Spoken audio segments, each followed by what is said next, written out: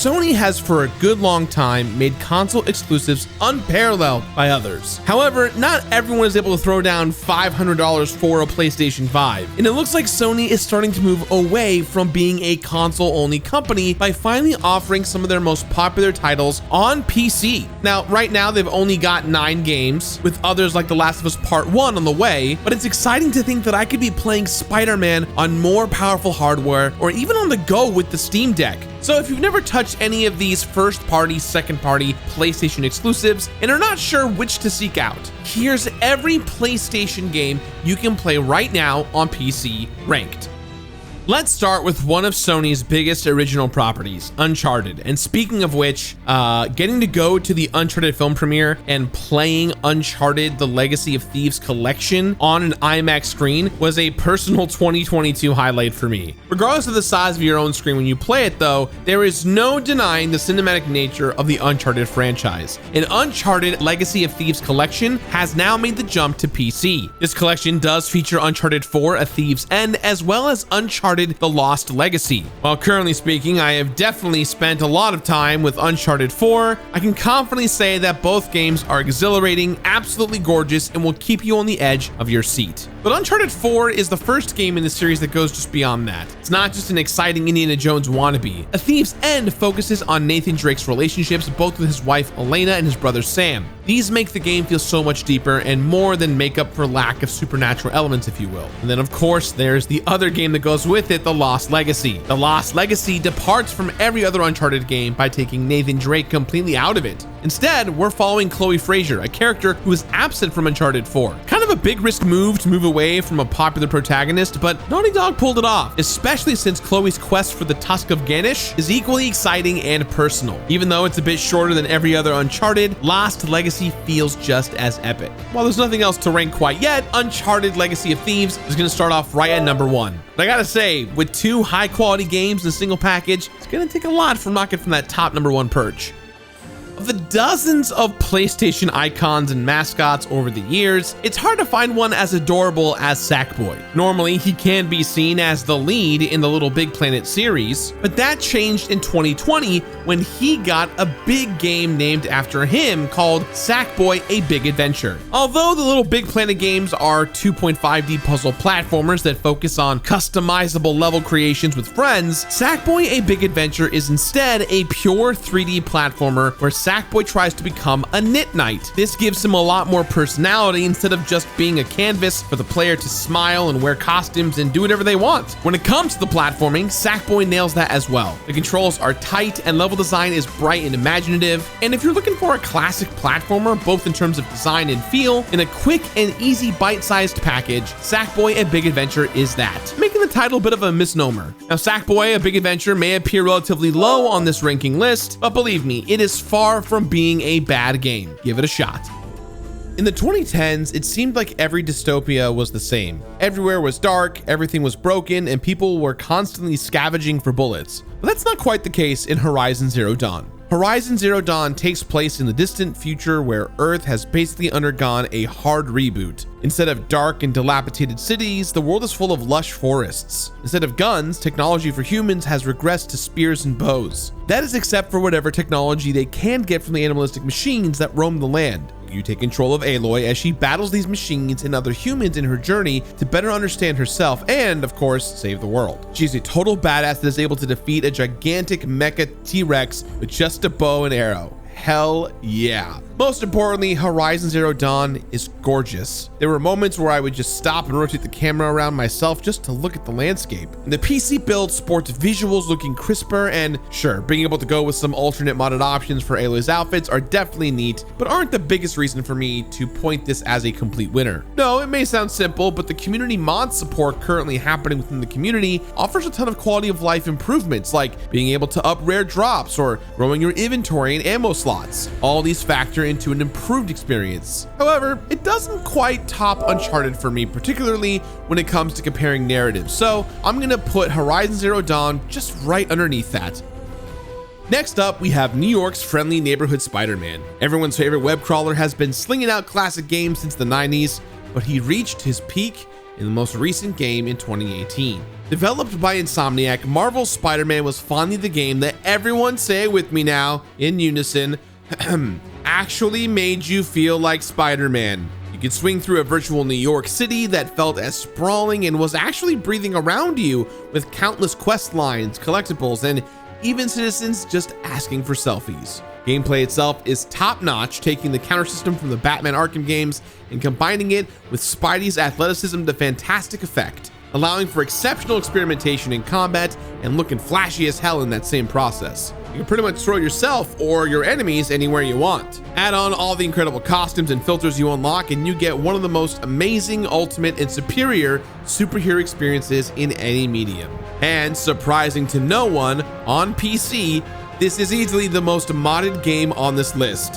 Thanks to a lot of dedicated fans, you can experience a dizzying level of choice paralysis while trying to figure out how you'll deck out your favorite web slinger. Marvel's Spider-Man excels in so many ways and is supercharged further on PC, swinging just past Uncharted and is now perched at the top of them all. Now look, J. Jonah Jameson says that he wants pictures of Spider-Man, but I don't. I want more. I want Spider-Man looking the best he's ever looked. I want to see him moving around at over 100 frames per second with full ray tracing. The best way to get there is with the GeForce RTX 4090 graphics card. That's right, today's video, and I'm very proud to say, is sponsored by Nvidia. Nvidia is all about pushing power and platforms, and their new Beyond Fast GeForce RTX 40 series graphics cards is best showcased in Portal with RTX, a totally free add-on for pre-existing Portal owners, which includes full ray tracing, a complete overhaul in terms of textures, plus performance is enhanced with Nvidia DLSS 3, with system latency greatly reduced thanks to Nvidia Reflex. Simply put, Nvidia has visually supercharged Portal, and it looks and feels incredible. The volumetric ray traced lighting enables light to more accurately bounce and be affected by the test chamber's geometry and terrain. But while Portal may seem like easy pickings as it's a game from 2007, it's actually so much more complex than that, because making light react, refract, and reflect through and around portals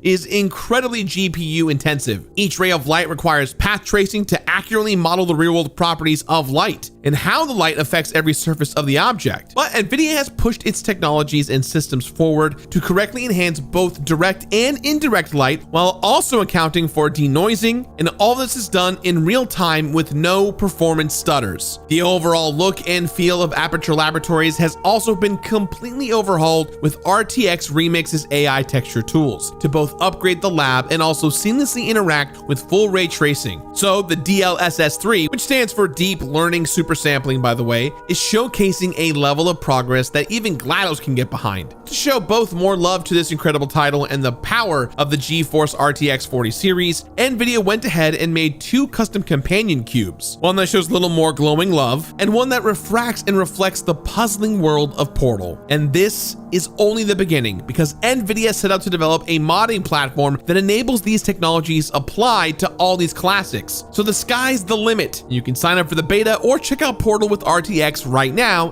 down in the description. The GeForce RTX 40 series GPUs are going to make your games look light years better, whether it's Portal, Fortnite, Microsoft Flight Simulator, or Spider-Man Miles Morales even. And speaking of Miles Morales, it's time to talk about Marvel Spider-Man's great follow-up, Spider-Man Miles Morales. As you can tell by this title, this game follows Miles Morales instead of Peter Parker, as he's left to watch the city alone for a while. He's feeling unconfident since he messed up right before Peter left and almost got his mentor killed. Now, he has to prove to himself that he can take up the mantle of Spider-Man while saving New York from certain destruction. By focusing on the story more on Miles and less on the idea of Spider-Man, it becomes a lot more personal and easier to invest in. Unique abilities and specials allow for Miles to feel distinct from Peter, while the core combat and gameplay feels very familiar enough, in a smaller but more polished package than its predecessor. Spider-Man Miles Morales is perfect for completionists because of that shorter playtime. However, it neither hits the highs for me of Marvel Spider-Man,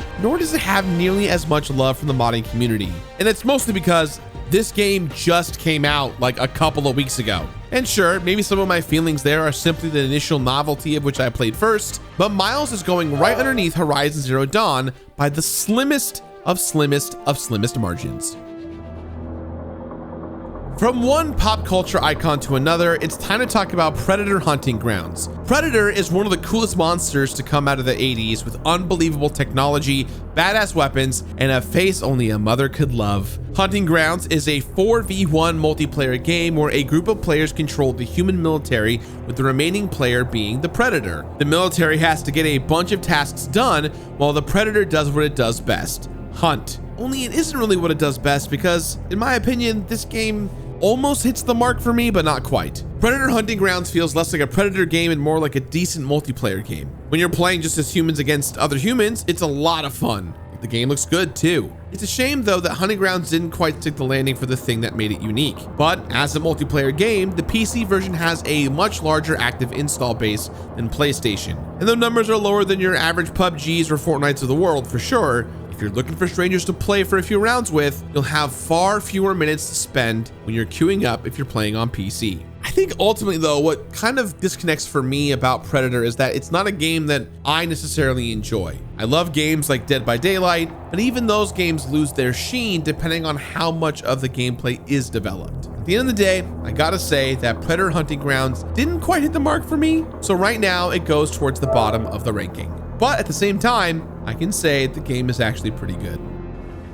Next up, we have Helldivers, and I gotta say, the name is appropriate because I've been wondering, what the hell is Helldivers? Apparently, I initially missed this top-down shooter that takes place on a dystopian Earth called Super Earth, where the government is ruled by a managed democracy, and you are a member of the Helldivers that needs to protect Super Earth from various galactic threats. Awesome premise aside, this game has a strong blend of strategy and frenetic shoot-'em-up gameplay. There's a ton of replayability value here, both as a single-player or multiplayer experience, which you can experience with local co-op, online co-op, or through remote play now that it's on PC. And with a better GPU in your PC, you certainly can rest easy knowing that all those explosions and enemies won't cause anything to chug like they might on a base model PS4. So I'm gonna put this just right above Predator Hunting Grounds simply because these types of games are my jam.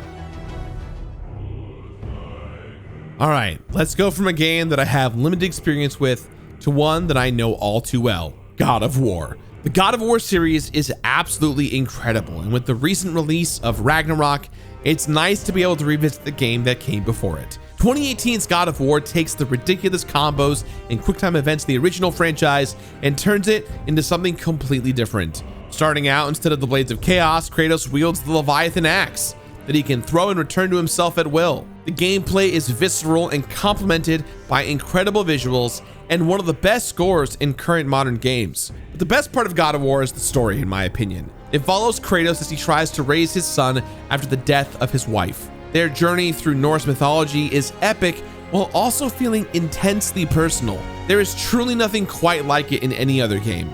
God of War isn't just a great game, it's a masterpiece and one of my favorite games of all time. And now that it's on PC, I can take it with me on my Steam Deck. And while it might have some frame rate drops at 60 Hz, it runs flawlessly locked at 40 FPS at 40 Hz, which is kind of nuts. And plus, you know, the modding community has gone buck wild for Kratos in a ton of both badass and wacky ways. So, as a surprise to no one here, God of War 2018 is right at the top of my list. Finally, we have to talk about Days Gone, a game that I absolutely loved, but it didn't start out that way for many folks out there. Now, when I received a code for this game back when it first came out, I saw that it was a gritty open world game about a tough guy in a zombie apocalypse. Basically, it looked like every other game at the time. But Days Gone gets better the more you do and starts to shake what many might write off as generic to become its own fully realized experience. First of all, fighting the zombies actually scares the crap out of me. They start off in small groups, but the hordes get bigger and bigger as time goes on, resulting in what seems like hundreds of freakers at a time. The more time you play Days Gone, the more intense it gets. But that's not the only thing here that improves over time. The main character Deacon, played brilliantly by Sam Witwer, gets increasingly fleshed out as you play. Yes, he's another brooding, burly guy in a zombie game, but he also has a sense of humor, and you get to see him open up a bit more as the game goes on. This is also true with minor characters who give more information about themselves as you complete their side missions. I even grew attached to my motorcycle since you only get one, and you constantly need to gather fuel for it. It turns out that Days Gone is a combination of The Last of Us and what Ride to Hell Retribution was supposed to be. And I'm surprised just how much Days Gone pulled me in.